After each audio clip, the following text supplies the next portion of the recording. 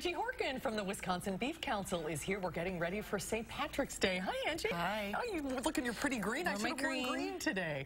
St. Patrick's Day is all about corned beef. It is. It's one of our favorite times of the year at the Beef Council because we love talking about corned beef. What is it? So corned beef is actually brisket. So when you go to the supermarket, if you see fresh beef brisket, that's what corned beef is made of. So they take a brisket and then they call it corning it, but it's a brine. It's a salt brine. It's an old traditional way of preserving meat before they had refrigeration. So these are corned, and this is what's typically popular at St. Patty's Day. It'll have a little seasoning packet in it.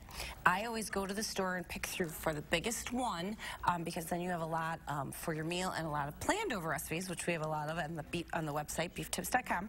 This is a flat cut, so it's more rectangular. You can also get a point cut, which is more triangular. I like the flats. They're meatier. There's less waste. They don't shrink up as much, and they're usually bigger. They could be a little bit more per pound, but I think it's worth it. So go to the supermarket, find one you like.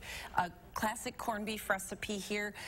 Corned beef needs that low and slow moist cooking. So what's the best way to cook it? Pot all day. Your stock pot on the stovetop or in the oven with a lot of liquid. Or I did this one in the Instant Pot, and it took 70 minutes on the beef stew pressure. And how tender was it? It's pretty good. Oh, that's good. But then, like I said, a lot of planned over recipes. So this recipe here is really fun. Corned beef nachos with a whiskey fondue. So I started with waffle fries and then put on shredded corned beef because I made two, so I made enough for planned overs. And then some caramelized onions that I caramelized them in some Jameson whiskey with a little brown sugar and honey.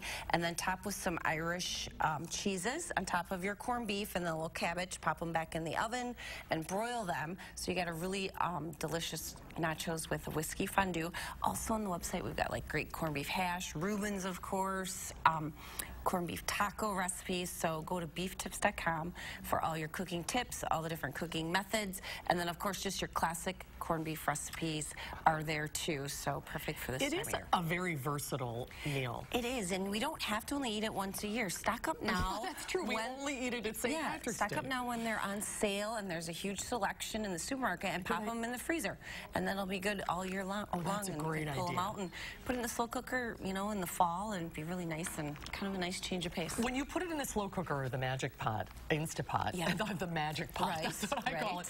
What kind of liquid do you put in? You can use any kind of liquid. Water is perfectly fine, or if you want to substitute out the amount of water that's in the recipe, you could use like apple cider or beer. We have some recipes with Guinness beer in them, so make it a little more Irish.